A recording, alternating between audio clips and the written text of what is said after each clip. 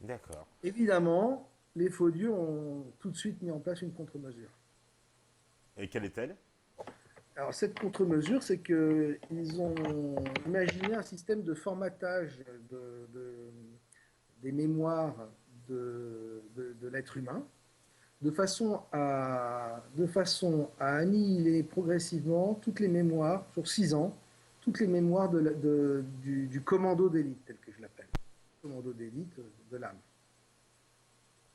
C'est-à-dire, Allô? oui, on t'entend. Oui. Ils ont quoi? Ils ont forcé l'amnésie, c'est ça? Ils forcent. Exactement, par une sorte de formatage électromagnétique qui est une horloge automatique qui se met en marche dès la naissance de l'animal humain et qui va, par simple électromagnétisme, couper le chevalier, le commando d'élite de ses mémoires. Parce que là encore, il faudrait rentrer dans d'autres concepts. Il ne faut pas croire que nous avons nos mémoires. En fait, on a trois réseaux de mémoire, celle de l'ADN, celle de l'ego et celle du commando d'élite. Ces mémoires-là ne sont pas dans nos cellules, ne sont pas dans la matière. En réalité, ce que nous voyons aujourd'hui du monde, nous le voyons à travers le filtre, le prisme de l'ADN. L'ADN transforme les énergies en perception physique, matérielle. La réalité de ce monde reste quand même éminemment énergétique et nos mémoires sont placées sous forme de réseaux, c'est-à-dire comme les ordinateurs d'aujourd'hui, où les programmes sont de moins en moins situés à l'intérieur de l'appareil, à l'intérieur de l'ordinateur, ils Ouais, sont de plus en plus externalisés sur des réseaux. ouais. Ben, c'est exactement la même chose chez nous. En réalité, la mémoire de l'être humain, que ce soit au niveau de son ego, de son âme, du chevalier, ou de son ADN, sont externalisés dans des lignes qui sont perceptibles pour les faux dieux sous forme de couleurs et sous forme de musique. Et enfin bon, on rentre peut-être dans des choses un peu compliquées. Donc, c'est pas la peine de. Là, voilà, là, on rentre dans vraiment des trucs techniques de la matrice. Et toujours est-il que les faux dieux, évidemment, ils peuvent jouer avec ça à l'infini. C'est-à-dire qu'ils rigolent avec ça. Ils peuvent influencer énormément de choses. Et ces résistants, justement, cette force résistante, Oui. elle est symbolisée par qui? Par on va dire quoi? Des humains qui auraient en eux je sais pas, ce que j'appellerais, allez, tout à l'heure on parlait de bile noire, ils auraient une espèce de bile blanche, C'est ce que, quand les gens sont familiarisés, ils appellent ça l'âme, si tu veux. Ouais. Sauf que l'âme, c'est un grand mot, on ne sait pas trop, c'est un gadget, on ne sait pas trop à quoi ça sert, parce que les religions nous amènent ça comme bon, ça n'a pas trop de sens. En réalité, allez, si on voulait comparer, donner une image vraiment, ce sont des entités de lumière qui se sont infiltrés dans le corps humain et qui tentent désespérément de réveiller leur propre mémoire déjà, puisqu'ils sont dans un état d'amnésie, pour pouvoir accomplir leur mission. Euh, euh, donc, notre, donc le but, nous, en tant qu'êtres humains, ce serait de dire un peu toucher à l'ego, c'est-à-dire de terrasser le dragon qui est en nous. Parce Ouais. que oui, j'ai oublié de te dire qu'en fait, ces entités microscopiques, les faux dieux, c'est comme des petits, c'est microscopique, mais c'est comme des petits vers noirs et à tête de serpent. Bon, je referme la parenthèse et je sais plus ce que je te disais juste à l'instant Ouais, d'argent. justement, par rapport à. Bah, Oui, le c'est. dragon. Oui, Par rapport au voilà. dragon. Donc l'ego, voilà pourquoi on appelle ça le dragon, parce qu'évidemment, c'est cette concentration de bile noire qui provient de ces créatures serpentoïdes, qui peuvent s'infiltrer partout à travers la peau. Hein. Faut comprendre que ces faux dieux peuvent s'infiltrer vraiment partout, dans n'importe quel être humain, même ceux qui ne sont pas préparés, sauf que l'espérance de vie d'un être humain qui serait rempli de ces entités-là, elle n'est que de quelques heures. Ah, d'accord, ok. Et il n'y a pas moyen de C'est ça s'en qu'elle est hybride. Et comment on peut s'en prémunir au moins? Je sais pas, non? Par la foi? Par quoi? Euh, c'est pas vraiment non, tu peux pas vraiment t'en prémunir. Simplement, c'est pas dans l'intérêt, c'est pas vraiment dans l'intérêt de ces entités, de ces légions, de venir n'importe où, parce qu'elles ont, si tu veux, elles ont pas que nous à s'occuper. Mhm. Normalement, le but, c'est qu'on tourne quand même tout seul, hein. Le but, c'est pas. Le but, il faut comprendre que l'être humain ne fait pas partie du plan divin, ni des préoccupations majeures des faux dieux. Je sais, c'est un peu embêtant pour l'ego qui croit qu'il est une créature unique, créée par Dieu, etc. Là, on a fait un grand écart de perception, d'accord? Mais, mais non, on est juste un instrument pour les uns et pour les autres. Ce qui est en nous et qui appartient au plan divin, c'est le commando d'élite, le chevalier, qui lui vient pour accomplir une mission qui est de terrasser le dragon, c'est-à-dire de se débarrasser de l'ego à l'intérieur de soi, pour pouvoir reprendre le contrôle de l'ADN et avec le contrôle de l'ADN, créer les conditions de désagrégation de la matrice artificielle de façon à ce que tout le monde puisse revenir dans, Dans la dans matrice originelle, en fait. la matrice originelle. Et ça voudrait dire, est-ce qu'on peut mettre un rapport avec la légende de Saint-Michel et du dragon On est en plein dedans. En réalité, toutes ces histoires de chevalerie, les histoires de Roland de Roncevaux, les histoires d'Excalibur, etc. On est en plein dans ces messages de la résistance. Ce sont des messages codés. Mais tu sais, on retrouve ça aussi dans l'Évangile. Une Ouais. lecture active de l'Évangile va te permettre de retrouver.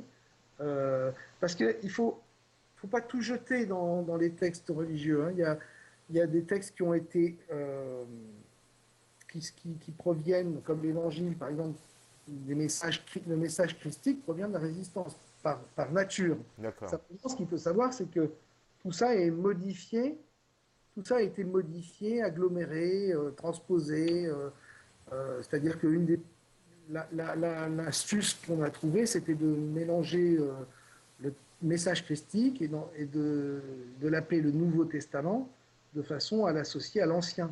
En réalité, on se rend compte que l'histoire de l'Ancien Testament n'a vraiment rien à voir au niveau du message avec l'histoire du Nouveau Testament. Oui, complètement, oui. Enfin, pour ceux qui analysent, bon, sans rentrer dans une analyse théologique ou être exégète, mais on voit bien que l'Ancien Testament, c'est quand même un Dieu un peu plus vengeur, un peu plus méchant, j'ai envie de dire. Et que Oui, le. Ouais. carrément une saloperie. Ouais, voilà, bon, je n'osais pas dire ça. Mais, mais, Non, non, mais bien c'est un peu. Voilà, mais en tout cas, le dans, Dieu de l'Ancien Testament, il fait vraiment plus flipper, alors que le Dieu du Nouveau Testament est un Dieu très ouvert, qui pardonne, etc., quoi. évidemment. Alors l'astuce, parce que le message, il avait échappé, hein, il avait échappé au sang noir, il avait échappé au gardien du troupeau, et il était difficile de tout contrôler très rapidement. Donc l'astuce, c'était de faire en sorte de s'approprier le message christique et de transformer à la gloire de Yahvé, quoi, tout simplement. Alors qu'en réalité, ce n'était pas le cas. Euh, euh, Parce que là, on va pouvoir parler d'un phénomène assez intéressant aussi, je pense qu'il va intéresser vos auditeurs, c'est le phénomène des blackouts. Oui. Euh, pour que tout ce contrôle de l'animal humain tienne la route, il faut non seulement que l'animal humain n'ait pas une espérance de vie très longue, mais en plus, il faut que ses histoires que son histoire soit tronquée. Il faut qu'il y ait, il faut que à peu près tous les 1000 ans, on puisse, tu sais, c'est comme dans Matrix, appuyer sur le bouton et repartir à zéro. Alors les faux dieux, se basant à partir de la Terre, se basant sur le système de la précession des équinoxes, qui s'étale sur 26 000 ans à peu près, on imagine un scénario pour l'humanité qui s'étend sur 26 000 ans. Tu me demandais tout à l'heure à quoi servait le virus humain ADN égaux. Ouais. C'est parce que tous les 1000 ans, la matrice originelle, via le Soleil, lance un processus de correction cosmique que j'appelle le whiting. Ce processus, normalement, s'il n'était pas contré par un système électromagnétique qui utilise les planètes, etc., etc., etc., qui fonctionne aussi sur le potentiel de l'ADN humain, la matrice artificielle devrait disparaître tous les 1000 ans. Et tous les 1000 ans, ce que font pour sauver leur création, ce que font les faux dieux, c'est de créer un blackout. Ce blackout, c'est une espèce de blitz électromagnétique qui va annuler, neutraliser le whiting, mais qui va créer des catastrophes au niveau planétaire plus ou moins importantes selon les positions des planètes, selon les périodes, et surtout qui va littéralement effacer la mémoire de l'être humain. C'est-à-dire qu'il faut comprendre, ça c'est un truc assez amusant à étudier, il faut comprendre que l'humanité repart de zéro au niveau de sa mémoire tous les 1000 ans. Ce qui voudrait dire que, attends, par rapport à notre période, on situe quoi? C'est vraiment 1000 ans ou serait passé quand le dernier blackout? Alors, ben, si scientifiquement, alors là, ça va rejoindre hein, évidemment toutes les théories récentistes. Hein. On est d'accord. Ah. Eh oui. Ah, tu vas te faire plein d'amis ce soir, dis donc.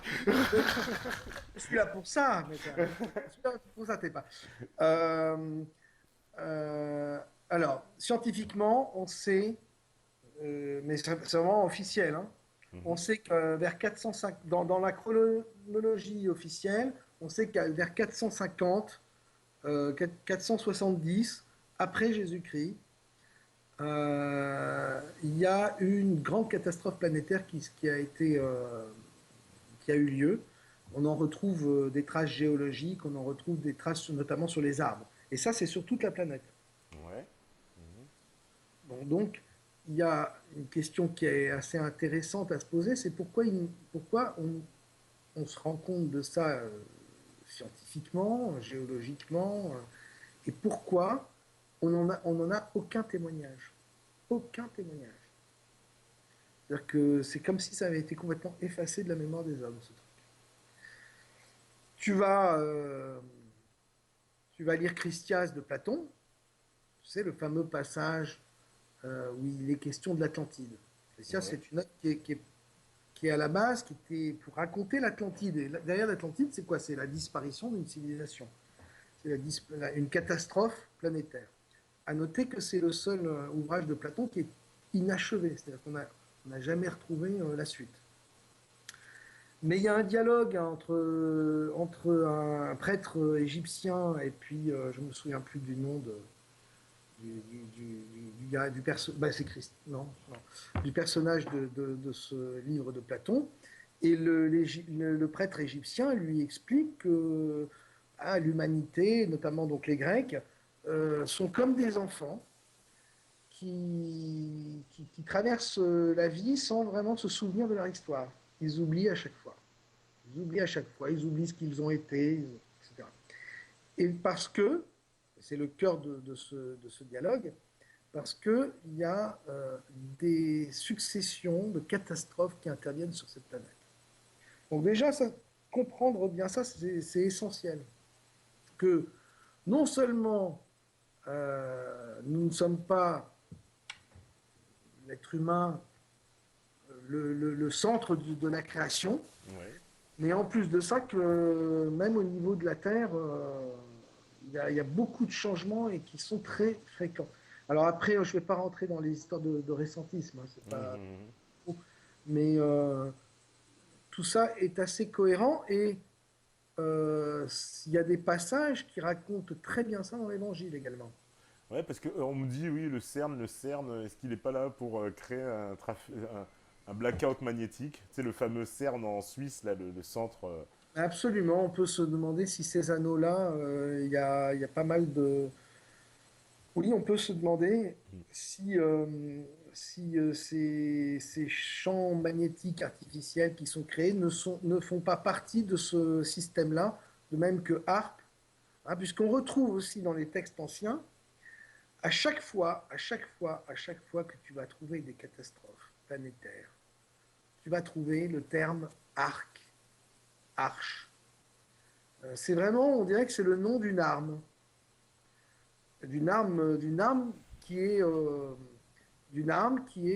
faite pour déclencher ce blackout, et d'ailleurs dont le nom viendrait de Archonte, finalement. Archonte qui est un des noms des faux dieux.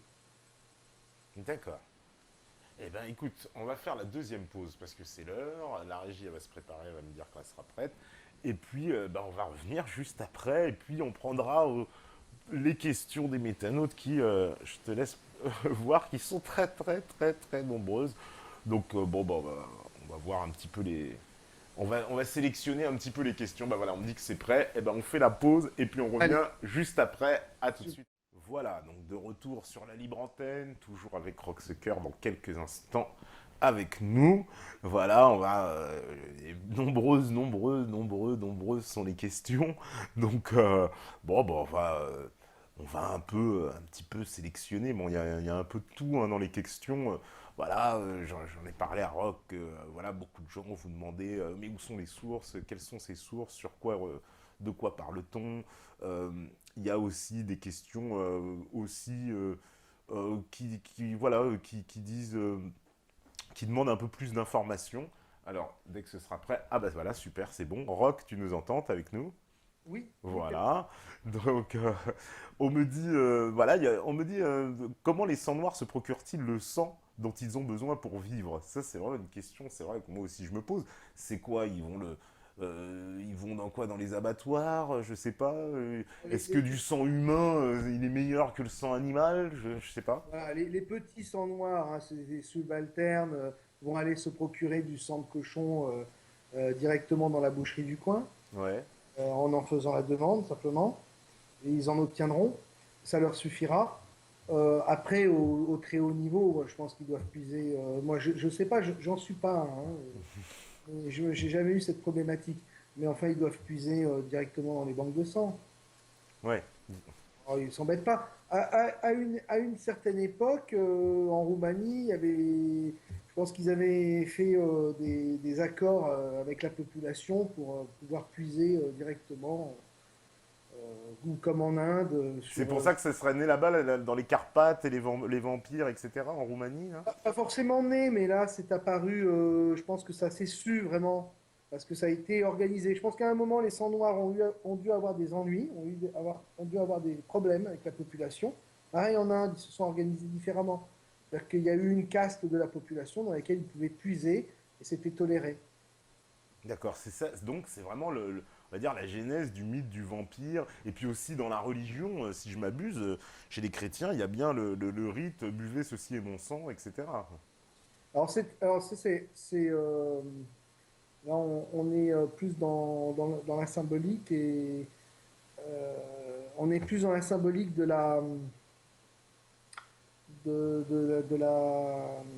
la mutation génétique là. D'accord. C'est-à-dire que parce qu'il faut, si tu lis vraiment l'Évangile, moi je ne sais pas si Jésus a existé, hein, mais par contre le message christique, lui, il existe. Ouais.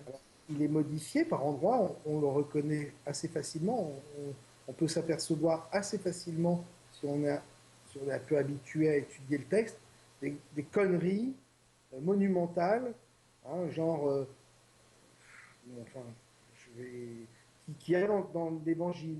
Mais par contre, le texte christique, le message christique, il est d'une force, c'est un mode d'emploi pour, pour,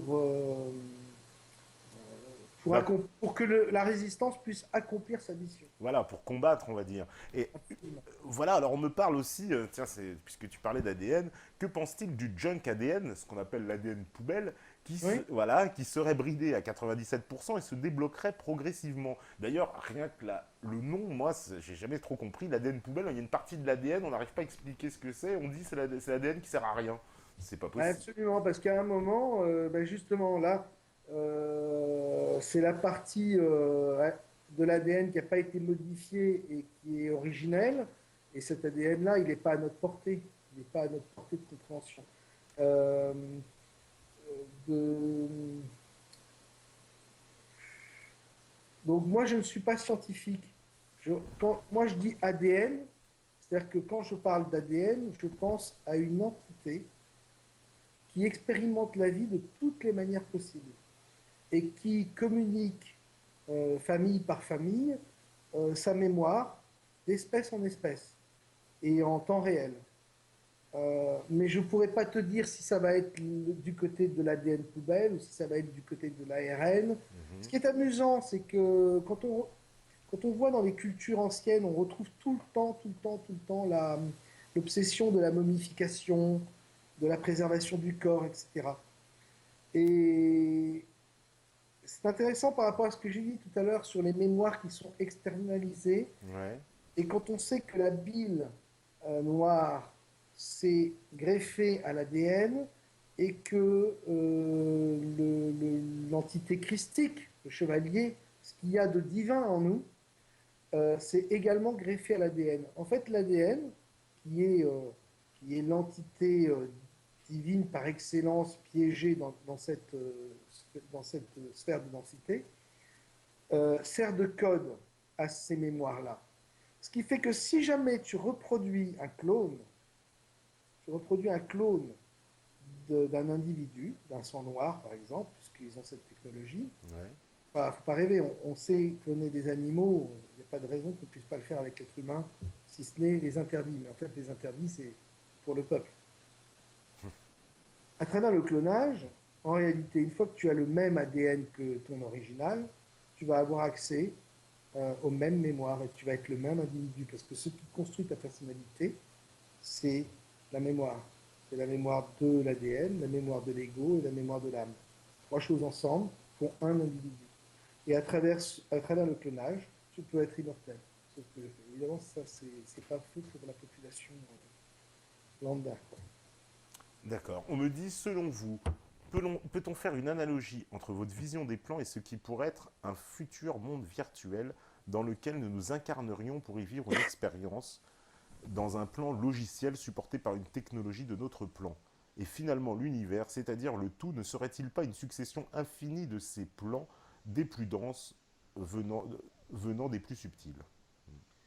Ben, oui, étant donné que l'ego est issu du programme des faux dieux, il y a pas, c'est pas étonnant qu'on essaye de reproduire la même chose que nos créateurs. Donc oui, mais seulement à chaque fois que l'homme, hein, c'est l'histoire de la tour de Babel, ou c'est toutes ces histoires-là, Mhm. déluge, hein, quand Dieu dit ouais, l'homme est devenu chiant, il est incontrôlable, il est méchant, il est méchant. En fait, c'est un patron qui trouve que son employé, il fait trop longtemps qu'il est dans la société, il lui coûte trop cher, et en plus, il râle un peu trop. Donc, on le vire. Et, donc, effectivement, nous, notre tendance, ça va être de devenir eux, naturellement.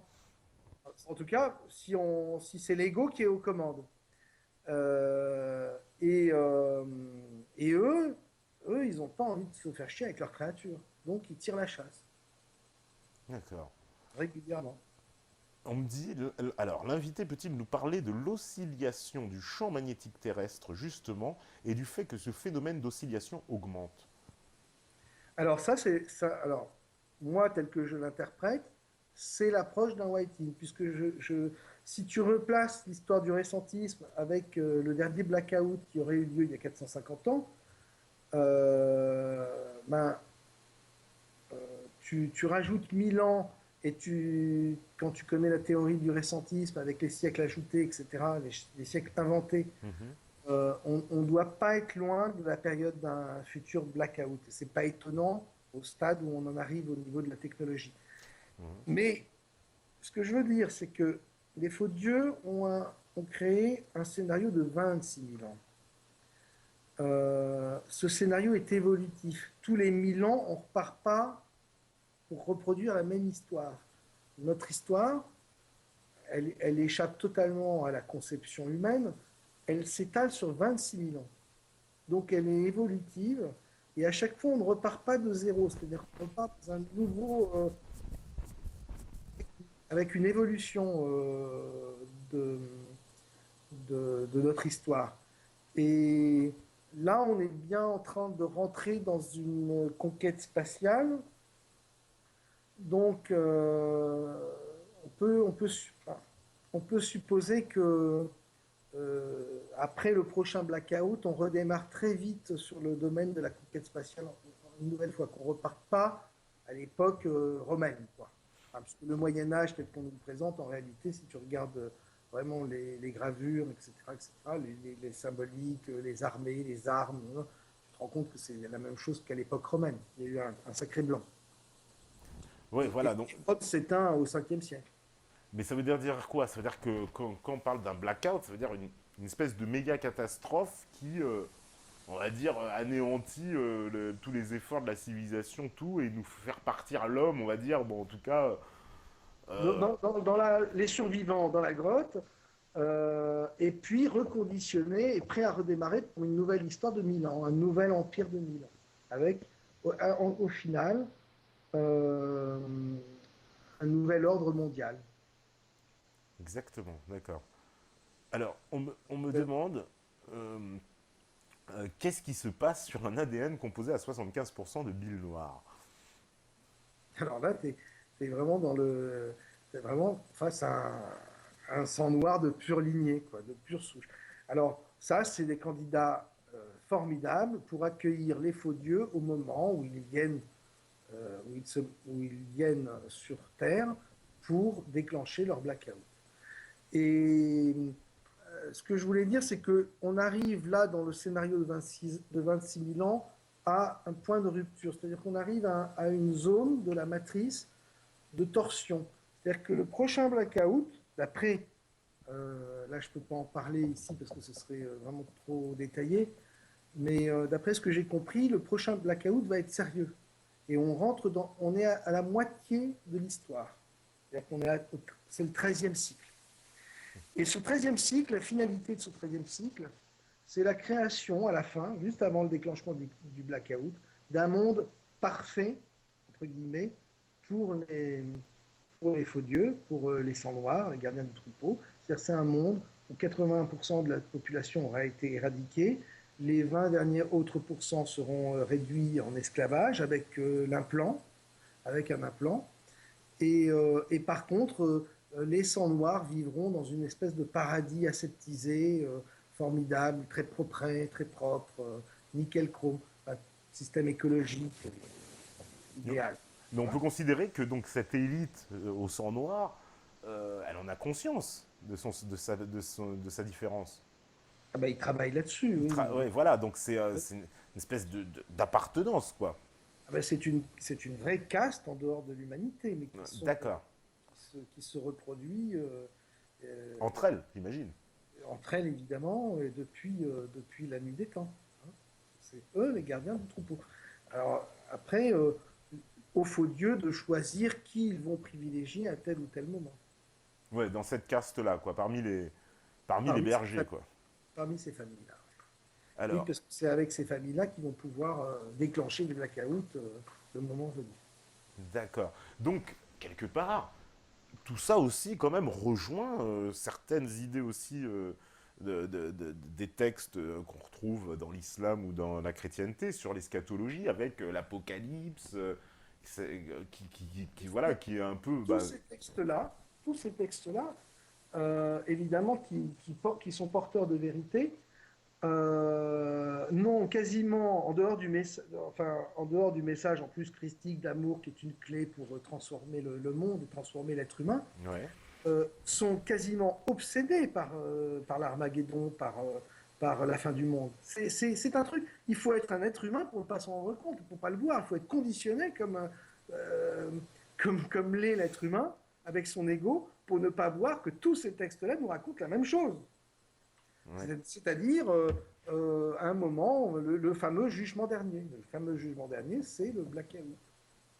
Parce qu'au moment du blackout, bah, évidemment, il y a tout qui part, hein. C'est-à-dire que ce qui est divin en nous est décroché, il part dans l'astral directement et il est attrapé par des filets non, en tout cas, c'est ce qui est prévu. Il est attrapé par des filets, des sortes de filets dérivants qui sont des fameux tunnels de lumière, hein, Ouais, d'accord. qui s'y précipitent avec grande joie. Il ressent beaucoup d'amour, il en éprouve énormément de félicité, et en réalité, il va retomber dans l'astral, parce qu'il faut bien comprendre que l'astral fait encore partie de la matrice artificielle, et que l'astral est un nouveau piège.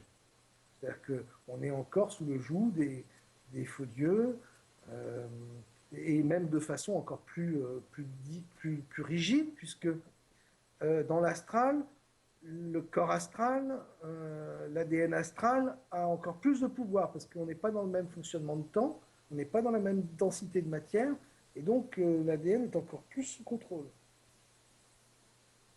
D'accord. On me dit. Je veux pas, je veux pas oui, vas-y, excuse-moi, t'es pas. Non, on me demande aussi, et c'est vrai, est-ce que le sang bleu et le sang noir, c'est la même chose? Parce qu'on connaît l'expression sang bleu, effectivement, qui désignait donc les nobles, hein, ceux qui se sentaient justement à part. Est-ce qu'on peut faire je sais pas, une comparaison, il y a une analogie entre les deux?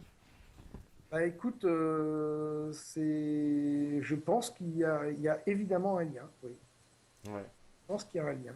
Maintenant, c'est vrai que c'est une.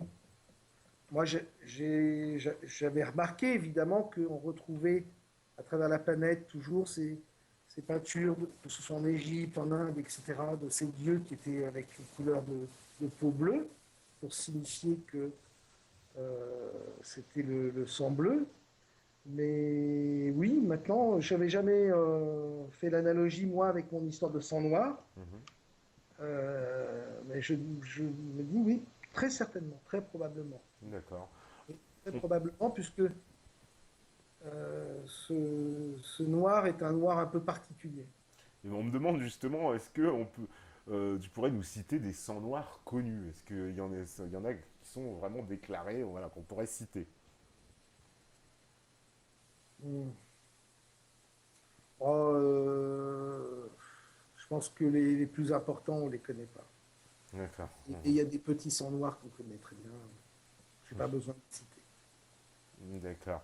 Vous avez, toi, TEPA et Meta TV, vous avez déjà largement travaillé sur ces dossiers-là. Donc les métanautes n'ont qu'à écouter vos émissions. D'accord. On me dit, que pense-t-il des séries et films d'Hollywood où on retrouve certaines de ces affirmations? Bah, c'est ce que je disais tout à l'heure, Ouais. c'est-à-dire il y a un échange. Enfin, c'est hyper intéressant parce que si jamais tu commences à te pencher sur ces séries-là et à essayer de les décrypter, tu apprends énormément, énormément de choses. C'est d'une précision incroyable.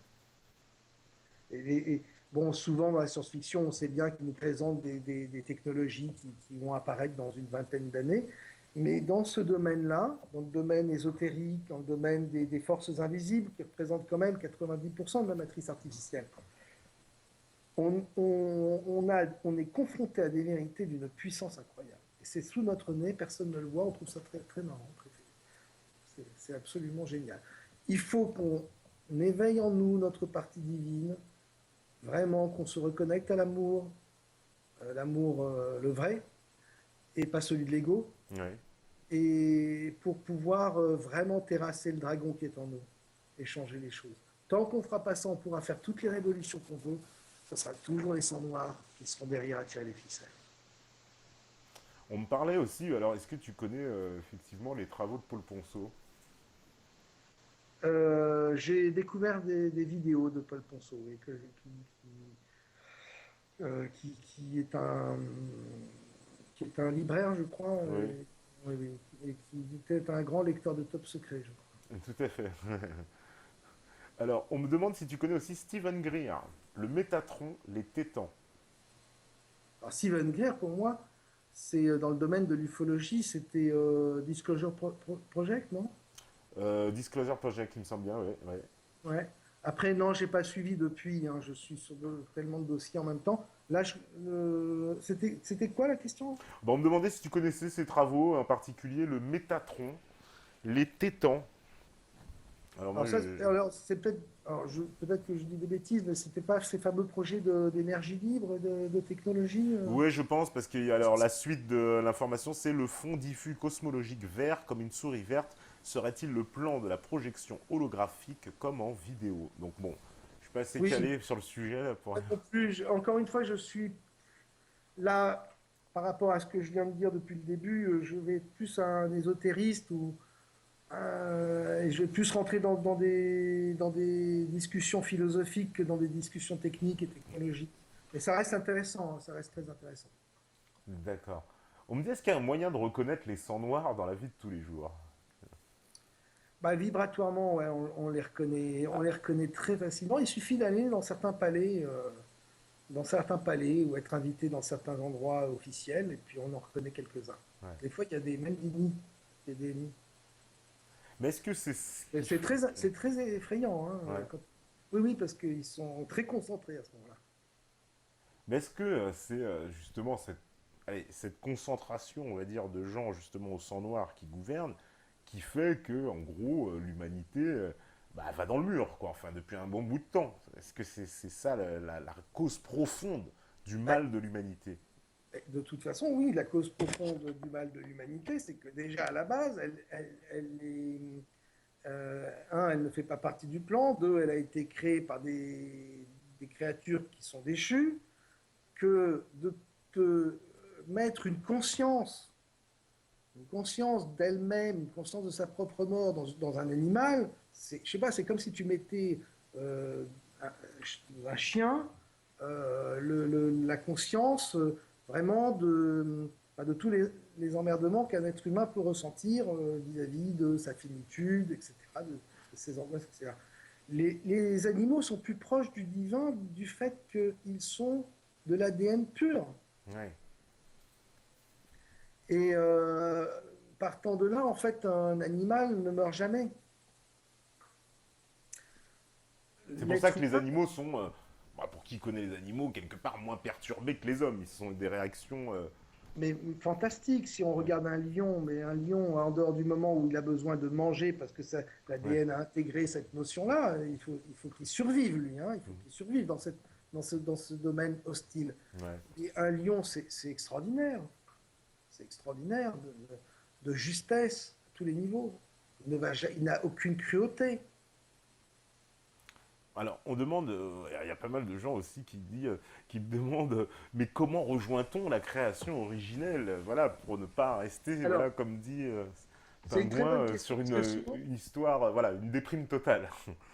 alors, c'est très, très, très, très bonne question, parce qu'en fait, il faut bien comprendre que ces chevaliers, on pourrait avoir une image un peu cinématographique, mais vraiment, malheureusement, qui a été très galvaudée après par tout le business qu'il y a autour, Mhm. euh, des elfes, tu vois. Ouais. C'est ce genre d'entité qu'on a en nous, ces chevaliers-là. Si ces chevaliers d'un courage énorme, d'une abnégation énorme, ont décidé de quitter la matrice originelle pour venir euh, ici, c'est pas pour s'enfuir derrière, c'est pas pour partir, c'est pour accomplir la mission qui est essentielle à leurs yeux. Donc, chercher à quitter la matrice artificielle, c'est pas vraiment l'objectif. L'objectif, c'est vraiment de prendre, de s'éveiller en nous, que nous, nous faisions en sorte d'éveiller cette entité. Simplement, simplement bah, un des bons moyens, c'est de claquer un peu son ego et de lui rabaisser le caquet et d'essayer d'être plus dans l'amour. C'est Ouais. vraiment le message, d'être vraiment beaucoup plus dans l'amour, de souhaiter que son prochain ait une vie meilleure et qu'il soit heureux. Déjà, ça évite d'en faire un jour ou l'autre une victime des sangs noirs, tu vois.